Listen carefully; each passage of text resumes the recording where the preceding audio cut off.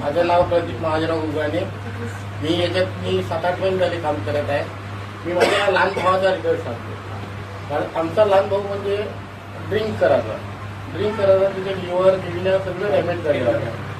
म्हणजे त्याला म्हणजे अर्धा किलोमीटर जर चालला तर तो म्हणजे बिलकुल असं बसून जायचा म्हाताऱ्या माणसासारखा. त्याला आपण अमृत ज्यूस दिलं. एका बॉटलमध्ये त्याला तर रिझल्ट आलाच आला. आता 2 बॉटल झाल्या. आज 5 किलोमीटर तो वाड्यासोबत पायी चालला. मी पुष्कळ जणांना दिले, पुष्कळ जणांना रिझल्ट आला.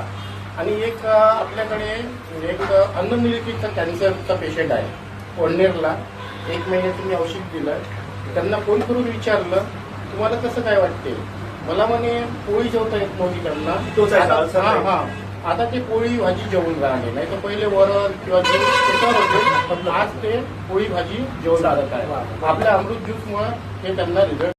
माझं नाव प्रदीप महाजराव उगाने. मी 7-8 महिने झाले काम करत आहे. मी माझ्या लहान भावाचा रिझल्ट सांगतो. कारण आमचा लहान भाऊ म्हणजे ड्रिंक करायचा तिथे लिव्हर किडन्या सगळं डॅमेज झालेलं आहे. म्हणजे त्याला म्हणजे अर्धा किलोमीटर जर चालला तर तो म्हणजे बिलकुल असं बसून जायचा म्हाताऱ्या माणसासारखा. त्याला आपण अमृत ज्यूस दिलं.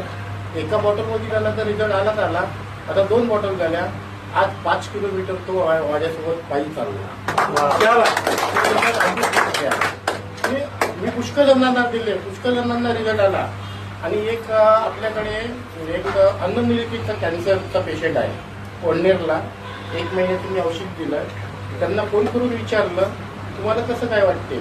मला म्हणे पोळी जेवता येत नव्हती त्यांना.